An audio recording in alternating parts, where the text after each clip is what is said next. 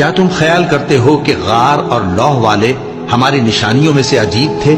جب وہ نوجوان غار میں جا رہے تو کہنے لگے کہ اے ہمارے پروردگار، ہم پر اپنے ہاں سے رحمت نازل فرما اور ہمارے کام میں درستی کے سامان مہیا کر۔ تو ہم نے غار میں کئی سال تک ان کے کانوں پر نیند کا پردہ ڈالے رکھا، یعنی ان کو سلائے رکھا۔ پھر ان کو جگا اٹھایا تاکہ معلوم کریں کہ جتنی مدت وہ غار میں رہے دونوں جماعتوں میں سے اس کی مقدار کس کو خوب یاد ہے۔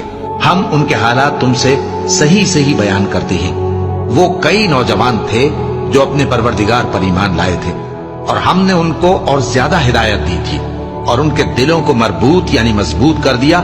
جب وہ اٹھ کھڑے ہوئے تو کہنے لگے کہ ہمارا پروردگار آسمانوں اور زمین کا مالک ہے، ہم اس کے سوا کسی کو معبود سمجھ کر نہ پکاریں گے۔ اگر ایسا کیا تو اس وقت ہم نے بے عقلی کی بات کی۔ ان ہماری قوم کے لوگوں نے اس کے سوا اور معبود بنا رکھے ہیں، بھلا یہ ان کے معبود ہونے پر کوئی کھلی دلیل کیوں نہیں لاتے؟ تو اس سے زیادہ کون ظالم ہے جو اللہ پر جھوٹ باندھے؟ اور جب تم نے ان مشرکوں سے اور جن کی یہ اللہ کے سوا عبادت کرتے ہیں ان سے کنارہ کر لیا ہے تو غار میں چل رہو، تمہارا پروردگار تمہارے لیے اپنی رحمت وسیع کر دے گا اور تمہارے کاموں میں آسانی کے سامان مہیا کرے گا۔ اور جب سورج نکلے تو تم دیکھو کہ دھوپ ان کے غار سے داہنی طرف سمٹ جائے، اور جب غروب ہو تو ان سے بائیں طرف کترا جائے، اور وہ اس غار کے کشادہ حصے میں تھے۔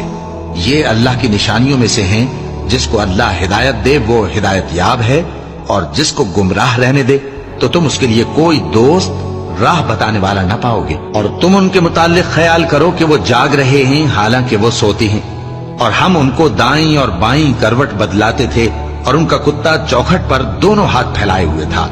اگر تم ان کو جھانک کر دیکھتے تو پیٹ پھیر کر بھاگ جاتے اور ان سے دہشت میں آ جاتے۔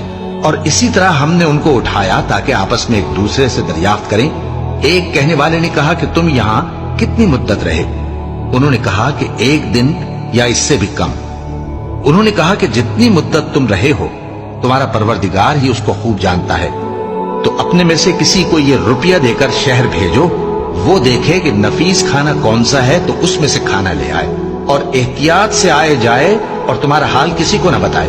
اگر وہ تم پر دسترس پا لیں گے تو تمہیں سنسار کر دیں گے یا پھر اپنے مذہب میں داخل کر لیں گے، اور اس وقت تم کبھی فلاح نہیں پاؤ گے۔ اور اسی طرح ہم نے لوگوں کو ان کے حال سے خبردار کر دیا تاکہ وہ جانیں کہ اللہ کا وعدہ سچا ہے، اور یہ کہ قیامت جس کا وعدہ کیا جاتا ہے اس میں کچھ شک نہیں۔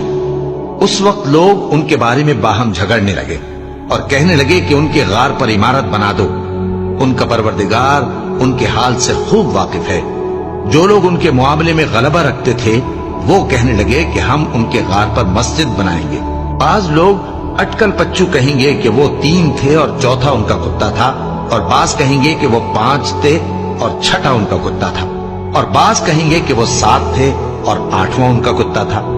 کہہ دو کہ میرا پروردگار ہی ان کے شمار سے خوب واقف ہے، ان کو جانتے بھی ہیں تو تھوڑے ہی لوگ جانتے ہیں۔ تو تم ان کے معاملے میں بحث نہ کرنا مگر سرسری سی بحث، اور نہ ان کے بارے میں ان میں سے کسی سے کچھ دریافت ہی کرنا، اور کسی کام کی نسبت نہ کہنا کہ میں اسے کل کر دوں گا، مگر انشاءاللہ کہہ کر، یعنی اگر اللہ چاہے تو کر دوں گا۔